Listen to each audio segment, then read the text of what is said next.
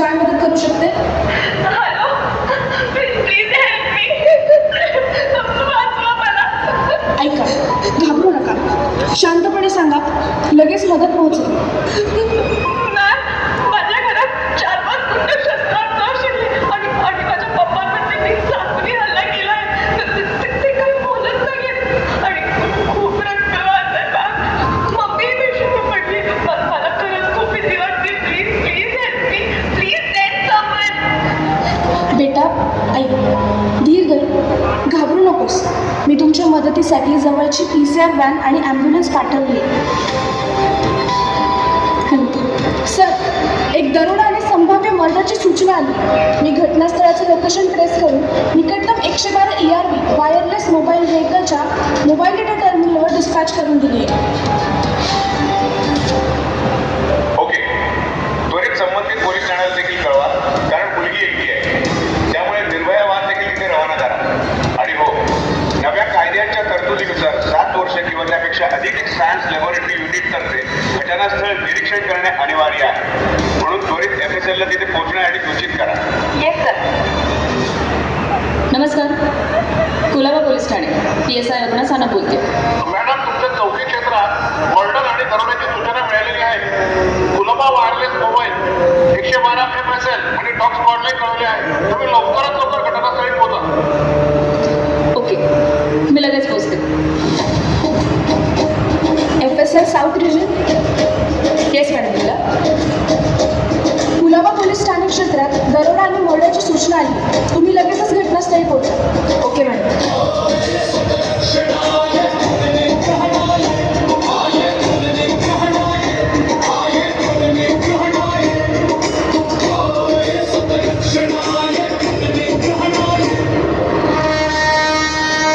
पाटील, जखमी महिलेला हॉस्पिटलमध्ये पोहोचवलं?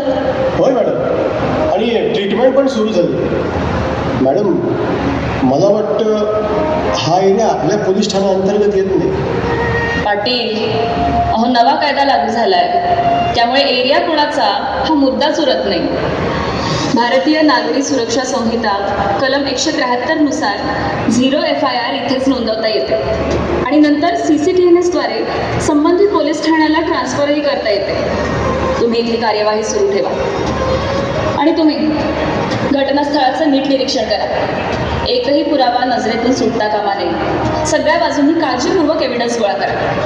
आणि विनोद, तुम्ही ई-साक्ष डिव्हाइस आणलं असेलच ना? ई-साक्ष ॲपमार्फत ताबडतोब घटनास्थळाचा या 2 पंचांसमक्ष संपूर्ण पंचनामा करून घ्या. त्याचा ऑडिओ आणि व्हिडिओ रेकॉर्डिंगसुद्धा घ्या. आणि हो, वेगवेगळ्या अँगल्समधून फोटोज घ्यायला विसरू नका. Yes madam. मॅडम, आम्ही त्रिशाशी बोलत होतो. तिने सांगितलं की समोरच्या टेबलावर ठेवलेल्या बॉटलमधून एक गुंड पाणी प्यायला होता. Very good. ही खूप महत्त्वाची लीड आहे. तुम्ही त्या बॉटलवरून चान्स प्रिंट घ्या. मॅडम, स्लिपर डॉगच्या लीडवर आम्हाला काही टायर मार्क्स लोकेट झाले. हे कदाचित सस्पेक्टेड व्हेकलचे असू शकतात. तिथे एक CCTV पण लावली होती. गुड.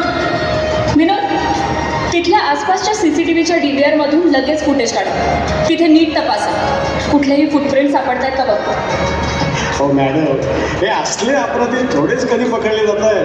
हे सगळं फक्त सिनेमांमध्ये असतं. पाटील, नवीन फौजदारी कायद्यांच्या येण्याने अपराधी पकडण्यात आणि त्यांना शिक्षा देण्यात वैज्ञानिक पुराव्याचं फार महत्त्व आहे. मॅडम, क्लिअर केलं. घटना आपल्या पोलीस ठाण्याच्या हद्दीतच आहे. ध्यानात ठेवा सूरज, क्रायमॅकवर यू आणि क्राय अलर्ट पण पाठवा. क्राईम हे आता काय नवीन मॅडम? हो पाटील, क्रायमॅक म्हणजे क्राईम मल्टी एजन्सी सेंटर, जो भारत सरकारच्या गृह मंत्रालयाने लॉन्च केलेला एक पोर्टल. याच्या माध्यमातून वेगवेगळ्या तपास एजन्सीज एकमेकांशी अपराध आणि अपराध्यांची माहिती शेअर करतात. इथे इतका गंभीर अपराध झाला आहे की आपण क्रायमॅकने सगळीकडे अलर्ट पाठवू शकतो. जर अपराधी दुसऱ्या शहरात किंवा राज्यात गेला ना, तरीसुद्धा तिथले पोलीस त्याला पकडू शकतील. वा मॅडम, म्हणजे आरोपींची आता काही खैर नाही. सानप मॅडम, मृतदेह मॉर्च्युरीमध्ये पाठवा आणि हे सगळं काम पूर्ण करून तुम्ही पोलीस स्टेशनला या.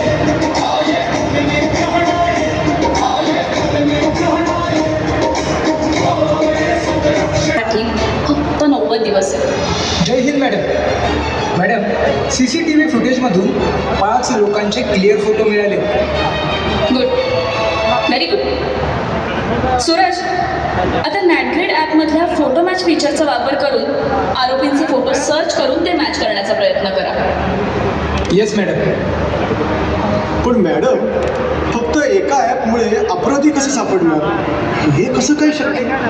पाटील, नॅटग्रिड ॲपमधला फोटो मॅच फीचर म्हणजे फेस रेकग्निशन सिस्टीम आहे. यात ना अपराधी आणि संशयित व्यक्तींचा मोठा डेटाबेस आहे. इथे आपण आपल्या सस्पेक्टचे फोटोज चेक करू शकतो. जर त्यांचा रेकॉर्ड यात असेल तर आरोपी शोधणं सोपं नाही का होणार? अरे वा मॅडम. पाटील, ही नव्या भारताची स्मार्ट पोलीस सिस्टम आहे.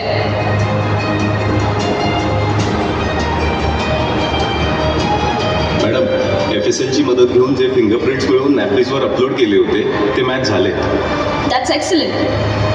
विनोद, त्या व्यक्तींची नावं, पत्ता आणि इतर डिटेल्स काढून फाईलमध्ये टाका आणि ICGSमध्ये सर्च करून त्यांचे ऑल्टरनेट फोन नंबर्स, गाडी नंबर वगैरे सगळे डिटेल्स मिळवण्याचा प्रयत्न करा. Okay madam. मॅडम, आता हा नफीस काय? नफीस नाही हो पाटील, नॅफिस. ही NCRBची एक योजना आहे ज्यामध्ये सगळे जिल्हे, राज्य आणि एन्फोर्समेंट एजन्सीजकडून गुन्हेगारांच्या फिंगरप्रिंट्सचं राष्ट्रीय स्तरावर संग्रहण केलं जातं. फिंगरप्रिंट डेटाबेस आहे. आणि हो, फक्त एवढंच नाही आता CRPI ॲक्ट 2022 अंतर्गत ज्याला अटक होते alternate mobile number, bank details आणि व्हेकल डिटेल्स देखील मिळाले. गुड जॉब विनोद. मोबाईल नंबर ट्रॅक करून लोकेशन शोधण्याचा प्रयत्न करा. Yes madam. मॅडम, मुख्य नियंत्रण कक्षाच्या CCTV कॅमेऱ्यामध्ये आरोपी आसिफ गेटवे ऑफ इंडियाच्या एका जवळच्या दुकानामध्ये काहीतरी विकत घेताना दिसलाय. व्हेरी गुड संगीता, ही खूप मोठी लीड आहे.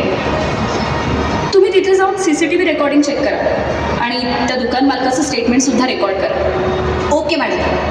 मॅडम, एका आरोपीचं लोकेशन दादर रेल्वे स्टेशनजवळ दाखवत आहे आणि दुसऱ्याचं पुण्यामध्ये. बाकी सगळे फोन स्विच ऑफ आहेत. शीतल, तुम्ही दादरची टीम लीड करा आणि विनोद, तुम्ही डिटेक्शन टीम घेऊन पुण्याला रवाना करा. लक्षात ठेवा, आरोपींना सावधपणे अटक करायची आणि मी क्रायमॅक्सच्या माध्यमातून या वॉन्टेड आरोपींबाबत अलर्ट जारी करते. 3 मुख्य आरोपींना अटक केली आहे. Good job. Thank you sir. हे खरंच नव्या कायद्यांमध्ये झालेल्या क्रांतिकारी बदलांचे उत्तम परिणाम आहेत आणि माझ्या झुंजारू टीमच्या प्रयत्नांचा हा परिणाम आहे. जय हिंद. नातेवाईकांना नव्या तरतुदीनुसार अटक झाल्याची सूचना दिली आहे ना?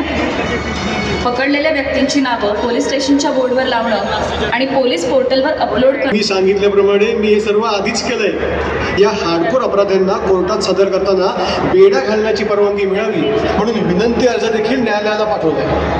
पाटील, हो आता त्याची काहीच गरज. कलम 43 अंतर्गत गंभीर गुन्ह्यातील संगीन आणि सराईत अपराध्यांना न्यायालयाकडून बेड्यांसाठी स्वीकृत करणाऱ्या तरतुदींपैकी एक तरतूद आहे.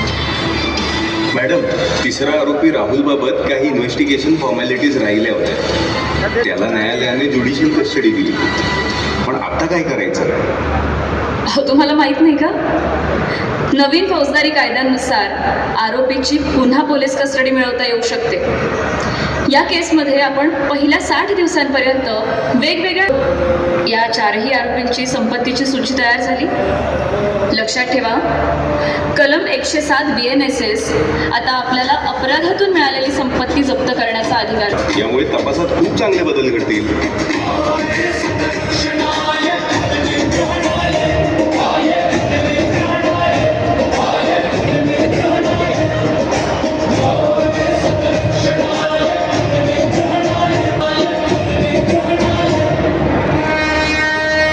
MLCसाठी रिक्वेस्ट तुम्हाला पाठवली. केस थोड्या सेन्सिटिव्ह नेचरची आहे. रिपोर्ट जर वेळेवर मिळाला असतं तर बरं झालं असतं. अर्जंट असल्यामुळे मला स्वतःलाच यावं लागेल. अहो, तुम्हाला येण्याची गरजच नाही आणि NGOची एजन्सी पण तयार आहे. फक्त एक्सरेची रिपोर्ट पेंडिंग आहे. ती आली की सगळ्या रिपोर्ट्स मेडलिपरवर आम्ही अपलोड करतो. डॉक्टर पोलिसात मेडिपार नाही, मेडलिपर. म्हणजे medico legal examination and postmortem reporting system. याचा उद्देश मेडिकल रिपोर्टिंग प्रक्रिया व्यवस्थित आणि वेगवान करणं आहे. पोलीस आणि डॉक्टर यांच्यात चांगला समन्वय ठेवणं आहे. त्यामुळे मेडिको लिगल केसेसमध्ये त्वरित रिपोर्टिंग होते आणि आपराधिक न्यायव्यवस्था जलद होते. आणि तुम्ही हे रिपोर्ट्स थेट पोलीस स्टेशनमध्ये बसून CCTVवर पाहू शकता. मग डॉक्टर साहेब तुम्हाला सारखं भेटणं कमी होईल. हो हो.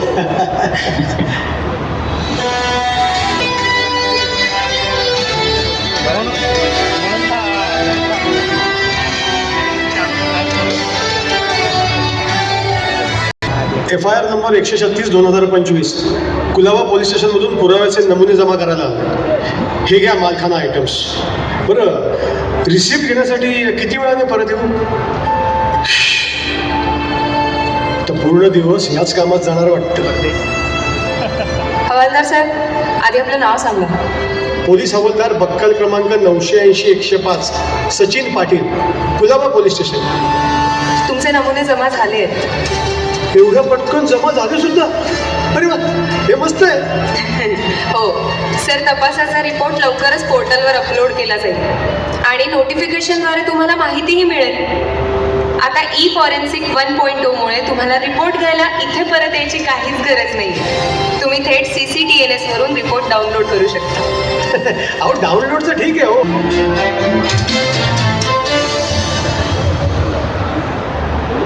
सर, कुलाबा पोलीस स्टेशनमधून हेड कॉन्स्टेबल पाटील साहेब तुम्हाला भेटायला आले. त्यांना आत पाठवा. नमस्कार सर. नमस्कार. FIR नंबर 136/2025 मध्ये ब्रीफ बनवून हवेत सर. अहो पाटील साहेब, इथे येऊन तुम्ही वेळच वाया घालवला.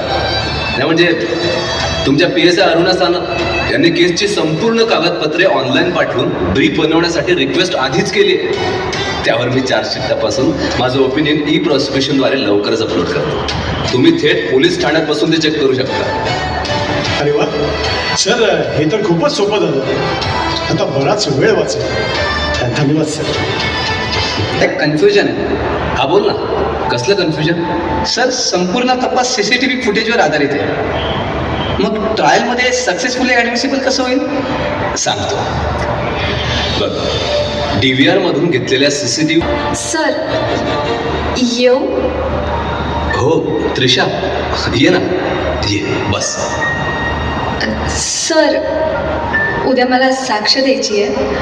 हो बेटा, उद्या तुला साक्ष द्यायची आहे. आणि जसं मी तुला समजावलं होतं ना, अगदी तसंच बिनधास्त आणि न घाबरता जज साहेबांसमोर संपूर्ण खरं बोलायचं. काहीही लपवायचं नाही. हा, मला खूप भीती वाटते. मी पूर्णपणे एकटी पडली आहे. त्रिशा, घाबरू नकोस बाळा.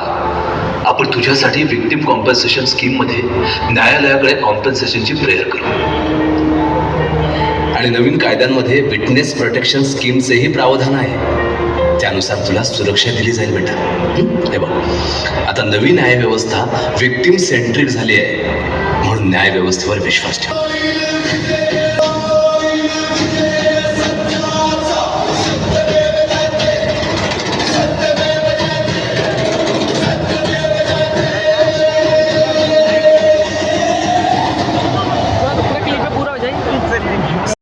बाल न्याय मंडळापुढे चालू आहे. सर्व साक्षीदारांना समनद्वारे कळवण्यात आले आहे. तिन्ही आरोपी उपस्थित आहेत. हो युअर ऑनर. VC द्वारे तिन्ही आरोपी ट्रायलला जोडलेले आहेत.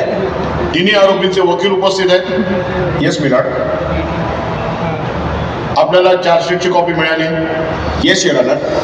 इलेक्ट्रॉनिक माध्यमातून मला चार्जशीट मिळाली आहे. पण माझी एक विनंती आहे, मला आणखी एक तारीख द्या, कारण चौथा आरोपी अजून कोर्टात हजरच झालेला नाही आहे. अशा स्थितीत ट्रायल कसं सुरू होणार? नाही वकील साहेब, नवीन आपराधिक कायद्यानुसार 2 पेक्षा जास्त ॲडजमेंट मिळणार नाही. आपण आधीच 2 तारखा घेतलेल्या आहेत. आणि चौथ्या आरोपीबद्दल बोलायचं झालं तर BNSS